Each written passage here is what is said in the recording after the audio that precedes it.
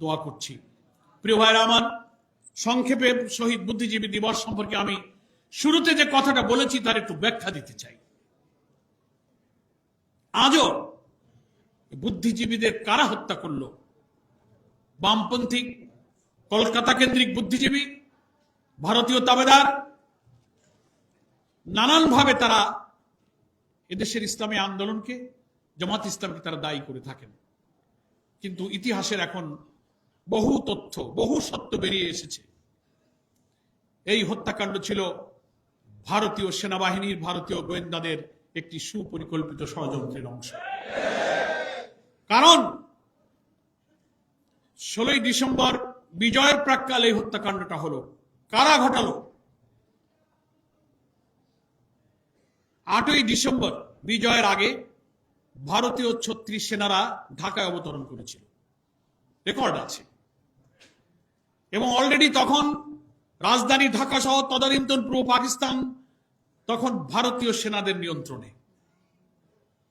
সেই সময় পাকিস্তানি সৈন্য তারা তাদেরকে অভিযুক্ত করেন রাজাকার আলবদর, যে নাম তাদেরকে বলা হয়, স্বাধীনতা বিরোধী যারা লড়াই করছিলেন। ওই বিজয়ের প্রাক্কালে ভারতীয় সৈন্য যখন রাজধানী সহ গোটা পূর্ব পাকিস্তানকে নিয়ন্ত্রণে নিয়ে নিল, তখন তারা তো নিজেদের আত্মসমর্পণ, নিজেদের প্রাণ বাঁচানো, পালিয়ে যাওয়ার চেষ্টাই আছে। আজ 14ই ডিসেম্বর। আজকের এই দিনে পাকিস্তান হানাদার বাহিনী এবং তাদেরই দোসর জামাত শিবির বা তৎকালীন সময় আল বদর আল শামস বাহিনী আমাদের বুদ্ধিভিত্তিক চর্চার যারা কেন্দ্রবিন্দু ছিল, যারা আমাদের এই জাতির স্বপ্নদ্রষ্টা হিসেবে নানা সময় অবদান রেখেছে, সেই বুদ্ধিজীবী, পেশাজীবী, সাংস্কৃতিক কর্মী, সাংবাদিক, সঙ্গীতজ্ঞ, তাদেরকে ধরে ধরে নিয়ে যে হত্যা করা হয়, গুম করা হয় এবং 14ই ডিসেম্বর তাদেরকে সেই রায়ের বাজারে বধ্যভূমিতে নিয়ে যে নৃশংসভাবে একসাথে লাইনে রেখে তাদেরকে গুলি করে হত্যা করা হয়। সবচেয়ে দুর্ভাগ্যজনক বিষয় হলো এই যে শহীদ বুদ্ধিজীবী দিবস, যদিও বা আমি সেটাকে বলি বুদ্ধিজীবী হত্যা দিবস, কারণ শহীদ বুদ্ধিজীবী দিবস বললে বোঝা যায় এই 14 তারিখ বা 14 ডিসেম্বরকে আমরা উদযাপন করছি কেবলমাত্র সকল বুদ্ধিজীবীদের একটি দিন হিসেবে। আড়াল হয়ে যায় এটা যে হত্যাকাণ্ড ছিল, গণহত্যা ছিল, নৃশংস গণহত্যা ছিল। এবং এই নৃশংস গণহত্যায় কারা জড়িত ছিল? এই পাকিস্তানের হানাদার বাহিনীর সাথে। দুর্ভাগ্যজনক যে আজকে একটা ভিডিও ক্লিপ আমি শুনলাম ফেসবুকে, এই জন্য আমি একেবারে চুপচাপ বসে থাকতে পারলাম না। খুব সম্ভবত এটা জামাত ইসলামের একজন নেতা, কেন্দ্রীয় নেতা, গোলাম পারোয়ার বা এই ধরনের কিছু হবে। সেই ভদ্রলোক একসময় শিক্ষকতা করত। অনেকেই বলে যে সে অধ্যাপক নামটি লাগায়, সেখানে কয়েক বছর সে হয়তোবা কলেজে সে অধ্যাপনা করেছে। তো সেই গোলাম পারোয়ার বলেছে যে এটা ভারতীয় বাহিনী দ্বারা এই হত্যাকাণ্ড বা এই নৃশংস গণহত্যা সংঘটিত হয়েছে। সবচেয়ে দুর্ভাগ্যজনক বিষয় হচ্ছে যে এই জামাত ইসলামের কথা বলারই কোনো অধিকার বাংলাদেশের মাটিতে নেই। তারপরে আমরা দেখলাম যে 5 আগস্ট পরবর্তী সময়ে আগস্টের যে মূল স্পিরিট বা জুলাই আগস্টের মূল স্পিরিটটাকে জামাতের স্পিরিটে পরিণত করার যে একটা ন্যারেটিভ তৈরি করা হচ্ছে ধীরে ধীরে, সেটি কিন্তু অন্যদিকে, অর্থাৎ এই যে পাকিস্তানপন্থী যারা রাজনীতি করে বা পাকিস্তানের প্রতি যাদের মায়া কান্না, তারা কিন্তু সেটাকে অন্যদিকে ধাবিত করার চেষ্টা করছে। গোলাম পারোয়ার খুবই গর্হিত কথা বলেছে, অত্যন্ত দুঃসাহসী কথা বলেছে। সেটি হচ্ছিল যে পাকিস্তান যে গণহত্যা সংঘটিত করেছে সেই গণহত্যাকে সে বৃদ্ধাঙ্গুলি দেখিয়েছে এবং তাকে ব্যঙ্গাত্মকভাবে উপস্থাপন করেছে। এই ব্যঙ্গাত্মকভাবে উপস্থাপন করার শক্তি কোথার থেকে পেয়েছে? তারা এক ধরনের ক্ষমতায়নের ভিতরে, বাতাবরণের ভিতরে চলে এসেছে এবং তাদের নিজস্ব একটি ন্যারেটিভ এখন তৈরি করার সময় এসেছে বলে তারা মনে হচ্ছে। আজ পর্যন্ত জামাত ইসলাম কিন্তু সেভাবে কথা বলেনি, কারণ তারা জানতো যে এই জামাত ইসলাম 1971 সালে পাকিস্তানের পক্ষে গণহত্যায় জড়িত শুধুমাত্র থাকে নাই, বরং পাকিস্তান বাহিনীকে কাকে কাকে হত্যা করতে হবে তার তালিকা পর্যন্ত দিয়েছে। মিস্টার গোলাম পারোয়ারকে আমি বলবো যে বেশি কথা না বলাই ভালো, কারণ হত্যাকারীর দোসর আপনারা হত্যাকারীদের প্রতিনিধিত্ব করেন। আপনার এই বক্তব্য পরবর্তীতে আইনি জটিলতার ভিতরে আপনারা যেমন পড়বেন, তেমনি বাংলাদেশের মানুষ 1971 সালের স্বাধীনতার যে মূল স্পিরিট, যেটা অনেকে বলে যে আওয়ামী লীগ সেটাকে অতিরঞ্জিতভাবে ব্যবহার করেছে বলে চেতনা শব্দটি ব্যবহার করা সঠিক না, কারণ এটা এক ধরনের চেতনা, একটা ব্যবসায়িকমূলক বা রাজনৈতিক ফায়দা। কিন্তু আমাদের মতন যারা ব্যক্তিবর্গ আছে তাদের কাছে অবশ্যই 1971 সালের চেতনাকে আমরা ধারণ করি। তো আপনি অবজ্ঞা করেছেন মুক্তিযুদ্ধকে, অপদস্থ করেছেন, এবং আপনি বাংলাদেশের মাটিতে দাঁড়িয়ে রাজনীতি করছেন, ভোট চাইছেন, এবং সেই সাথে আপনি কিভাবে অধ্যত্ততা প্রকাশ করে আপনি বলছেন যে বাংলাদেশে যে বা পূর্ব পাকিস্তান তৎকালীন যে 14ই ডিসেম্বরে হত্যাকাণ্ড সংঘটিত হয়েছিল বুদ্ধিজীবীদের উপর, সেটা সম্পূর্ণ ভারতীয়দের একটি, আপনি কিছু ঠুটো প্রমাণ আপনি দেওয়ার চেষ্টা করেছেন, এটি বাংলাদেশের মানুষ মেনে নেবে না আপনার জ্ঞাতার্থে। আর এই যে জামাত শিবিরের যারা চালাচামুন্ডারা আছে তাদের উদ্দেশ্যে বলছি, সেটি হলো যে আপনারা বুঝতেই পারেন যে বুদ্ধিভিত্তিক একটি সেগমেন্টকে যদি আমরা ভয় দেখাতে পারি, তাহলে স্বাধীনতার যে বৈশিষ্ট্যগুলো সাধারণের ভেতরে প্রচার হবে না, এবং সেইভাবে পাকিস্তানটা যাতে কন্টিনিউ করে, এটা তারা চেয়েছিল।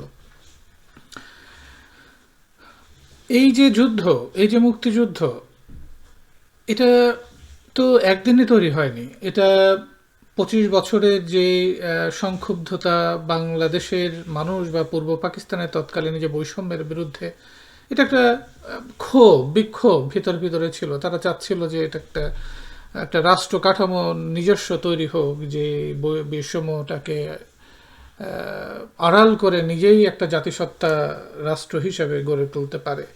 তো 1971 সালের ডিসেম্বরের শুরুতে যখন পাকিস্তান সেনাবাহিনী বুঝতে পারে যে তাদের পরাজয় নিশ্চিত, এবং তাদের দোসররাও যখন বুঝতে পারে যে বাংলাদেশ একেবারে মানে উত্তরণ বাংলাদেশের দিকে হচ্ছে, তখন তারা মেধাশূন্য করার একটা পৈশাচিক পরিকল্পনা করে। আর এর উদ্দেশ্য তো ছিলই এটা যে স্বাধীন যদি বাংলাদেশ হয়ে যায়, সেক্ষেত্রেও দেশটা যাতে মাথা তুলে দাঁড়াতে না পারে। আর এই গণহত্যার অনেক দালিলিক প্রমাণ আছে। তার ভিতরে যে সবচেয়ে বড় যে দালিলিক প্রমাণ, সেটি হলো মেজর জেনারেল রাও ফরমান আলীর ডায়েরি। তো বুদ্ধিজীবী হত্যার মূল পরিকল্পনাকারী হিসেবে রাও ফরমান আলীকে কিন্তু চিহ্নিত করা হয়। অর্থাৎ স্বাধীনতার পর বঙ্গভবনে, মানে তৎকালীন যেটি গভর্নর হাউস ছিল, সেখান থেকে তার ফেলে যাওয়া ডায়েরি কিন্তু উদ্ধার করা হয়। ডায়েরির পাতায় নিজের হাতে লেখা নিহত নিখোঁজ বুদ্ধিজীবীদের নামের তালিকা কিন্তু পাওয়া গেছে সেখান থেকে। সেখানে ঢাকা বিশ্ববিদ্যালয়ের শিক্ষকদের নাম ছিল, তাদের বাসার ঠিকানা লেখা ছিল। এমনকি সিআইএ যে রিপোর্টটা তৈরি করেছে তৎকালীন মার্কিন গোয়েন্দা নথিতে, এটা কিন্তু আমি পড়েছি, এবং যারা গবেষণা করে মুক্তিযুদ্ধ নিয়ে তাদের গবেষণার ভিতরেও আছে যে পাকিস্তান সেনাবাহিনীর স্থানীয় মিলিশিয়া, অর্থাৎ মিলিশিয়া হচ্ছে আলবদর, সুনির্দিষ্ট তালিকা ধরে। এবং আলবদর কারা? আলবদর হচ্ছে বর্তমানে যারা জামাত না শিবির, অর্থাৎ ছাত্র সংগঠন, ইসলামী ছাত্র সংঘর মাধ্যমে আলবদর তৈরি হয়েছিল সেই সময়। এবং এই যে এক্সিকিউশন স্কোয়াড, অর্থাৎ হয়তোবা রাও ফরমান আলী যেটা করেছিল যে এক্সিকিউটিভ স্কোয়াড তৈরি করেছিল, আলবদর, আল শামস, এই ধরনের বিভিন্ন বাহিনী তৈরি করেছিল মিলিশিয়া। এবং এরা আর্ম বাহিনী, কিন্তু এরা কিন্তু খালি হাতে ঘুরে বেড়াতো না, তাদের হাতে অস্ত্র ছিল, স্বয়ংক্রিয় অটোমেটিক যে আধুনিক অস্ত্র ছিল, তারা কিন্তু সেটা ব্যবহার করতো। এটা তো কি বলবো, যে একটা রাজনৈতিক দলের একটা বাহিনী তৈরি করেছে মিলিশিয়া, অস্ত্র বহন করছে, এবং তারাই তাদের প্রতিনিধি যারা বাংলাদেশের মানুষের উপরে গুলি চালিয়েছে, অস্ত্র চালিয়ে হত্যা করেছে, তারাই আমাদেরকে ইতিহাসের পাঠ দিচ্ছে। কত বড় দুঃসাহস এদের, কত বড় স্পর্ধা এদের! আমি অবাক হচ্ছি আমি অবাক হচ্ছি রাজনৈতিক দলগুলোর উপরে। আমি অবাক হচ্ছি এই বিএনপির মতো দল, আওয়ামী লীগের মতন দল, যারা দিনের পর দিন আওয়ামী লীগকে নানাভাবে আশ্রয় প্রশ্রয়ের মাধ্যমে বারবারন্ত করেছে। বাংলাদেশের রাজনৈতিক বিভিন্ন চাওয়া পাওয়া বা সুবিধাবাদের কৌশলের কারণে এই রাষ্ট্র ঘটনার বিরোধী জন্মশত্রু যারা ছিল তাদেরকে কিভাবে আপনারা পেলেপুষে বড় করেছেন। এই যে পাকিস্তানের সেনাবাহিনী সরাসরি নিজেরা কিন্তু সব জায়গায় যায়নি।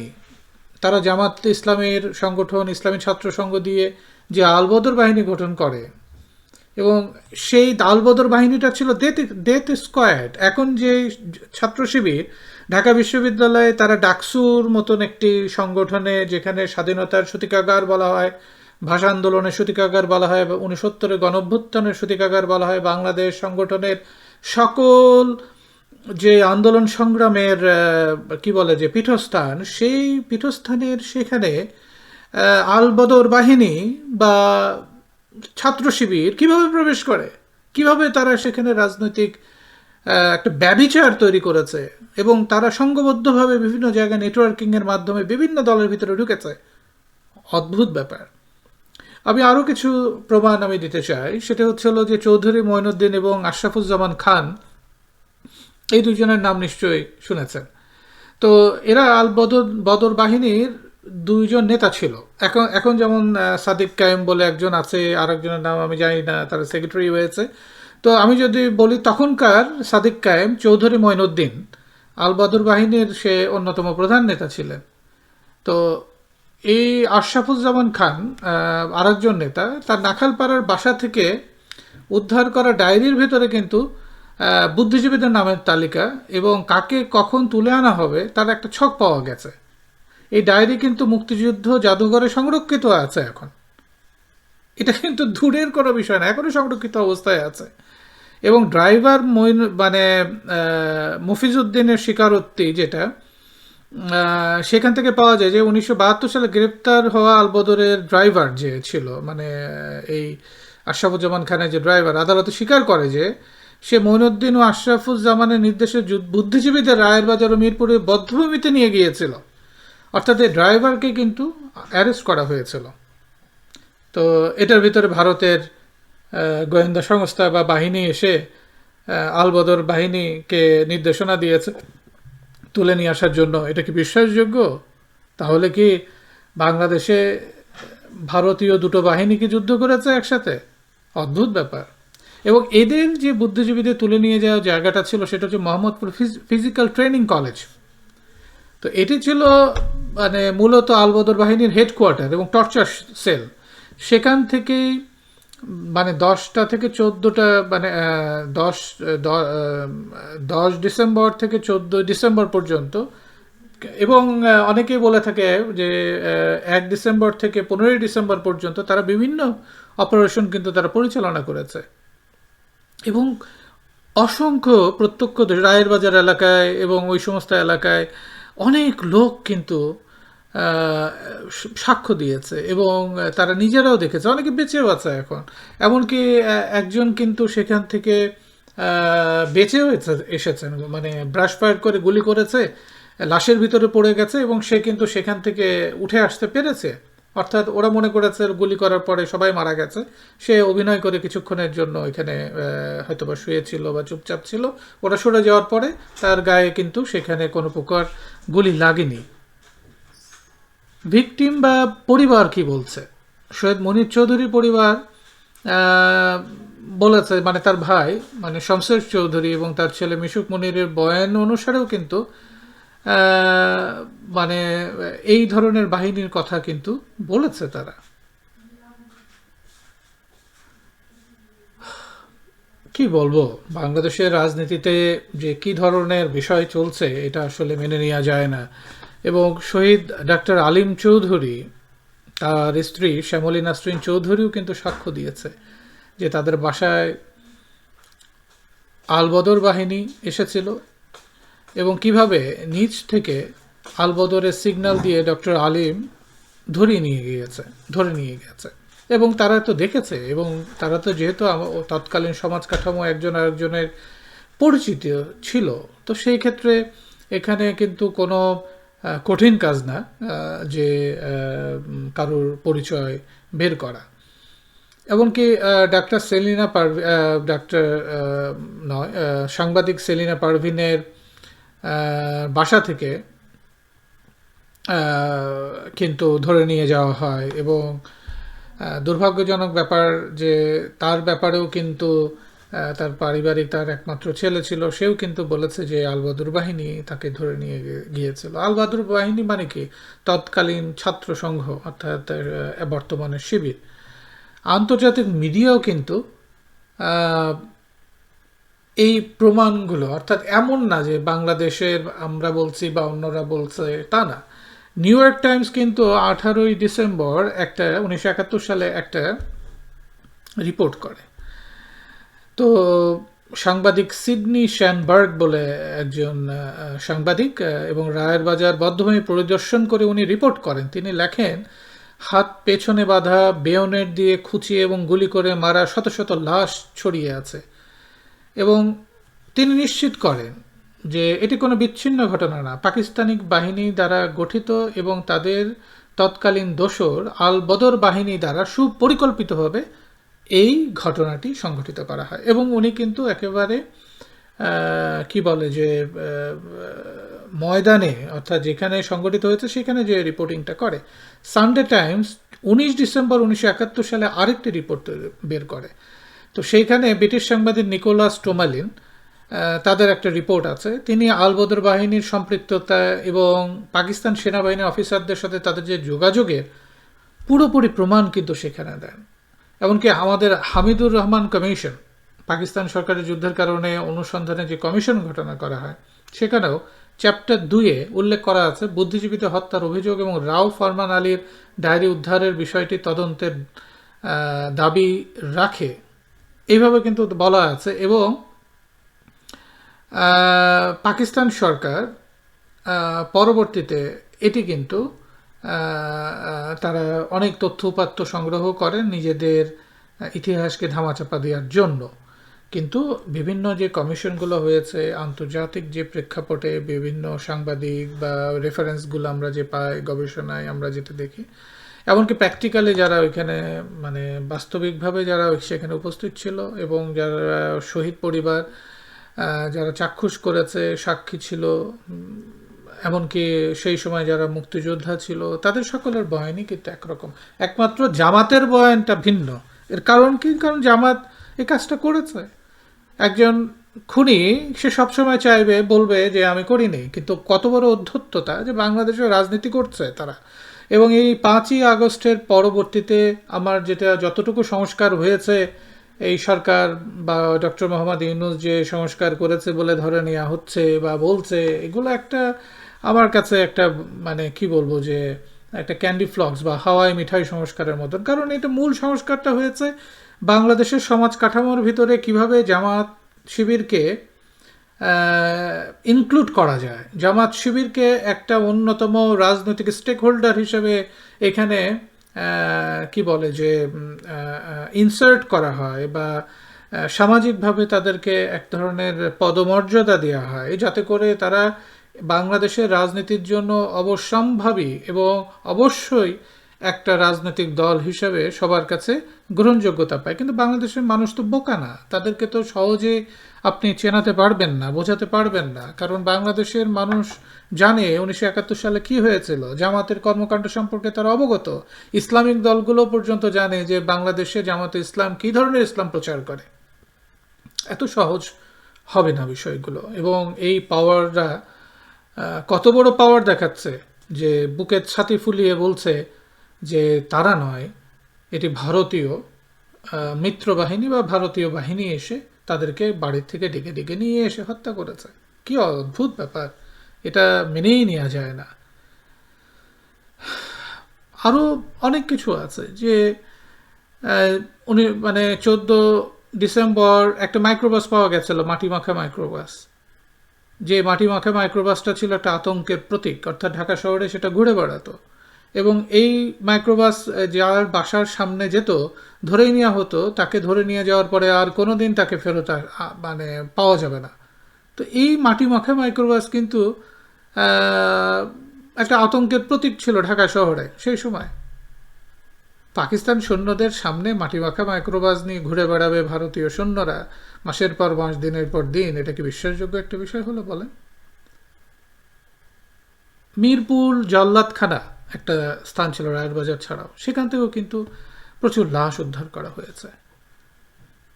এমনকি যে ডক্টর ফজলে রাব্বি, তার বুক চিরে ফেলা হয়েছিল। মানে কত নৃশংসতা দেখিয়েছে এই নৃশংস হিংস্র হায়নার দল। এখন বিভিন্ন ছাত্র সংগঠনের নামে এরা যদি ক্ষমতায় না আসতে পারে, এরা তো অস্ত্র হাতে বিভিন্ন জায়গায় ইনসার্জেন্সি করবে। এদেরকে সামলাবেন কিভাবে? এরা তো আপনাকে অস্ত্রের মুখে নিজেরা ক্ষমতা দখল করবে। এরা বিপ্লবী সরকারের নাম করে তারা জামাতি পাকিস্তানি একটা সরকার প্রতিষ্ঠা করার জন্য চেষ্টা করবে। আপনারা করবেন কি? এই উদ্ধত্ততার প্রতিবাদ করছে। 1971 সালে পাকিস্তানের দোসর আল বদর বাহিনী, তারা বুদ্ধিজীবী হত্যায় অংশগ্রহণ করেছে।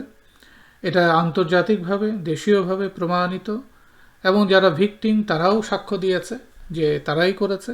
তো এটা নিয়ে কোনো দ্বিধাদ্বন্দ্বতা তৈরি করার মাধ্যমে, একটা ন্যারেটিভ তৈরি করার মাধ্যমে আরও উদ্ধত্ততা প্রকাশের এই দুঃসাহস থেকে যাতে আমাদের জাতিকে রক্ষা করে, আমরা যাতে সংঘবদ্ধ থাকি, আমরা যাতে এই তথাকথিত রাজনৈতিক মারপ্যাচে কে ক্ষমতায় যাবে কে ক্ষমতায় যাবে না সেটা জনগণ ঠিক করবে।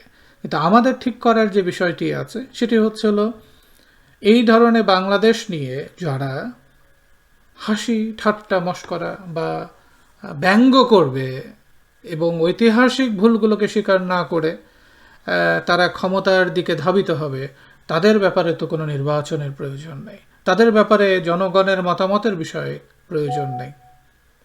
আমাদের এখন প্রয়োজন সুনির্দিষ্টভাবে এদের বিরুদ্ধে একটি ঐক্য তৈরি করা, এবং বাংলাদেশে পাকিস্তানপন্থী রাজনীতির সুযোগ আর নেই। এই বিভিন্ন পেশাজীবী বিভিন্ন ধরনের সংগঠনের ভিতরে এরা নানাভাবে নানা চেহারায় আমাদের চারপাশে তারা ঘুরে বেড়াচ্ছে। তাদেরকে চিহ্নিত করে এবং তাদেরকে আমরা বুদ্ধিভিত্তিকভাবে আমাদেরকে সামনে নিয়ে আসতে হবে। আজকের এই বুদ্ধিজীবী হত্যা দিবসে আমি সেই সমস্ত বুদ্ধিজীবীদের প্রতি বিনম্র চিত্তে আমি শ্রদ্ধা জানাচ্ছি, এবং আমি আশা করব যে এদের যাদের হত্যা করা হয়েছে তাদের পূর্ণাঙ্গ বিচার যাতে আমরা আবার দেখতে পারি, আমরা যারা ভবিষ্যতে করতে পারি, এবং এই বিচারের মাধ্যমে যে ন্যায়ের সমাজ, ন্যায়ের রাষ্ট্র তৈরি করা, অর্থাৎ আমাদের জন্মশত্রুদের ব্যাপারে আমাদের পরবর্তী প্রজন্মের কাছে আমরা যাতে পৌঁছে দিতে পারি। ধন্যবাদ।